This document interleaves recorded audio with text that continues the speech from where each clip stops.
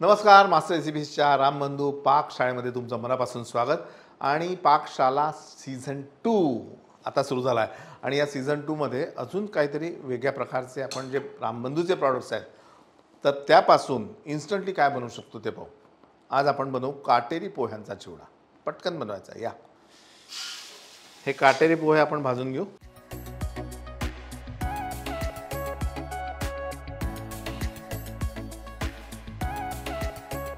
आता हे काटेरी पोहे आहेत तर हे 500 घ्यायचे आणि समजा हा 50 ग्राम मसाला आहे रामबंधू चिवडा मसाला, तर 50 ग्रामला अर्धा किलो काटेरी पोहे।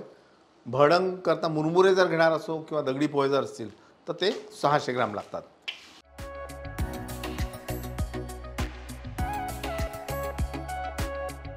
हे थोडंसं असं छान क्रिस्पी आवाज आला की गॅस बंद करायचा आणि थोडंसं अजून परतून घ्यायचं।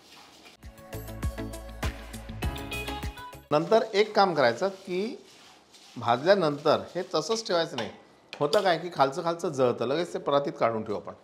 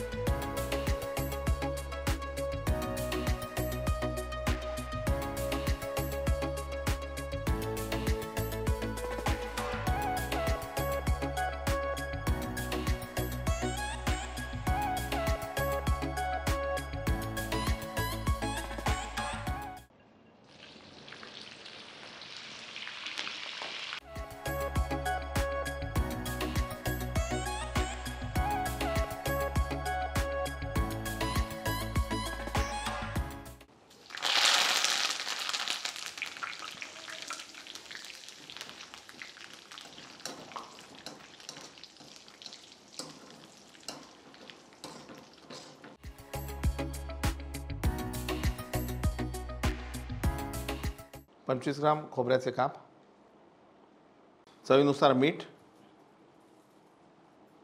आणि पिठी साखर। आता पुन्हा आपल्याला एक 150 ग्राम तेल गरम करायचं आणि थंड करायचं।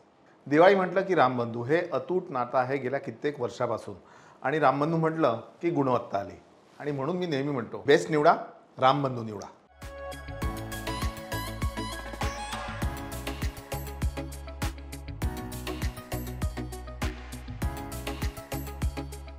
आता रामबंधू चिवडा मसाला वापरून तयार केलेली ही फोडणी आपल्या चिवडीमध्ये किंवा भाजके पोहे त्याच्यात घालायची।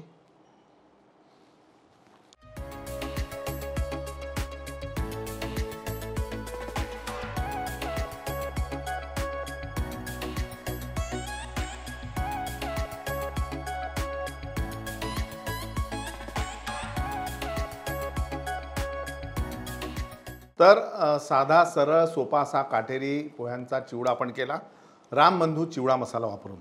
तर करणार केल्यानंतर चिवडा वाटा, चॅनेल लाईक करा, सबस्क्राईब करा आणि शेअर करा, आणि पाहत राहा रामबंधू की पाकशाला। आणि अर्थात त्याला जोड आहे मास्टर रेसिपीची।